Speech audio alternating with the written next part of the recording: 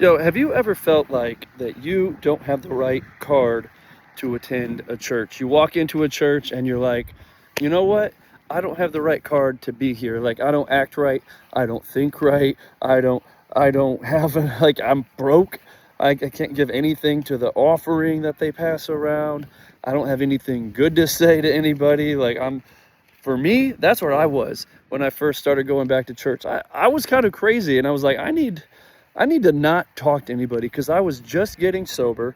I was just starting to have like a fresh mind and understanding of like reality, walking out of addiction. And I was like, you know what? Every church I go to, I definitely don't dress right. I didn't dress right. I wasn't wearing the suit or the dress shirt that I was supposed to wear. I didn't have the right polo shirt. And I was like, man, I feel out of place. And now, granted, a lot of people did not come up and talk to me and be like, hey, welcome, so good to meet you. Hey, let's get you plugged in, let's get you growing, let's get you discipled or anything. That didn't really happen at a bunch of local churches that I went to. And my family, they were going around trying to find one in the area at the time. And I was like, I have no idea what a good local church experience should be like, because I dipped out when I was like 18, right after youth group. So I didn't even know what like a good experience should be. And it was strange. Like, it was half of the people not making me feel welcome. Like, just look at me going, oh, there's a new person. Hey, welcome to the church. And then no one would talk to me. But it was also my insecurities, because I could have been like, you know what? I can go talk to people. I can go do this. Now, should they have come up and talked to me and said, hey, welcome. Let's get you. Hey, have you met this person? What's going on in your life? What's going on in your mind? Like, where are you at? Like, what do you like to do? What's your family like? Like, ask me simple questions at least. They just kind of let me stand off in the corner. And now my demeanor may not have been so inviting for people to come up and talk to me. That's one thing I think about now. Back then, I just thought, well, no one wants me around. And I think a lot of that was from insecurity as well, because I had been pretty much kicked out of every circle I was in due to alcoholic drinking and being crazy and losing money and manipulating and using people. So yeah, I was used to it and had all these insecurities. And have you ever felt like that? Like maybe, have you ever thought, like, honestly about it? Because it took me a while to reflect on that a lot of my insecurities made me feel like I couldn't be a part of a church. Like a lot of the things deep inside of me made me feel like the people didn't want me. But maybe they were just looking at the face I was making when I was standing off alone. Maybe they were looking, being in local church ministry for a while, there are those people that stand off in the corner and kind of have a scowl. But now I know that deep inside, they really want someone to see them. They really want someone to love them. They really want someone to say, hey, what's your name? Where are you from? What do you do for fun? How'd you end up here at the church? They really want someone just to see them, to notice them, to acknowledge them, and maybe to go out to coffee with them sometime and let them talk about their life.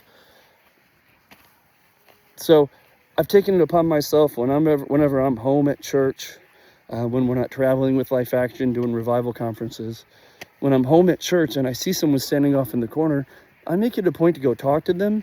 Or sometimes if it's a lady and she's alone, or, I'm like, hey, I talk to my wife, I go, would you go talk to her? Like, she's standing off alone and, no one's really gone up to her. So it's one of those things where, like, I know how they feel. And I'm like, it hurts to be anywhere and have nobody see you, especially at a church where people should see you.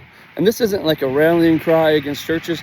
This is just a point to say, look, if you go to a local church, when you see somebody standing alone in the corner, even if they look like they don't want anyone to talk to them, just go up and be that person that's like, hey, I'm gonna love you until you tell me to leave you alone. Like, I'm gonna love you until you tell me to go away. I'm gonna invite you to sit by me.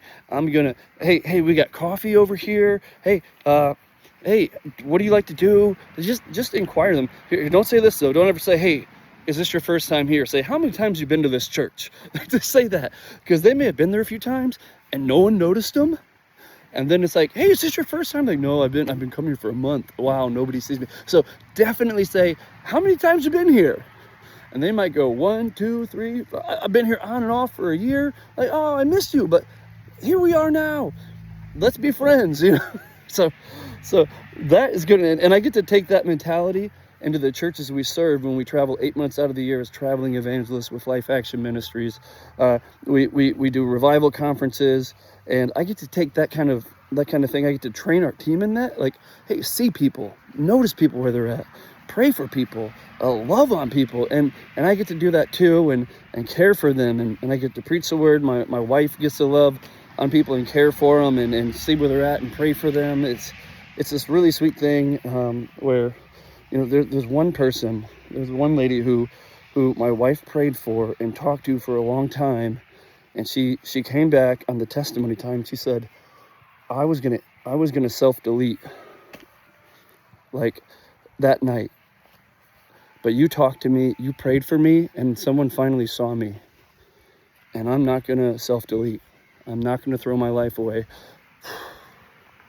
just by noticing somebody. So we get to do that. We get to travel. We're support-based missionaries who travel and do domestic mission work, revival conferences all over the U.S. for 8 months out of the year.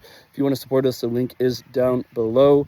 And look at people in your church, especially people you don't know, and get to know them. That's how you grow the body of Christ. That's how you usher people into heaven, is just be their friend and tell them about Jesus. So, peace.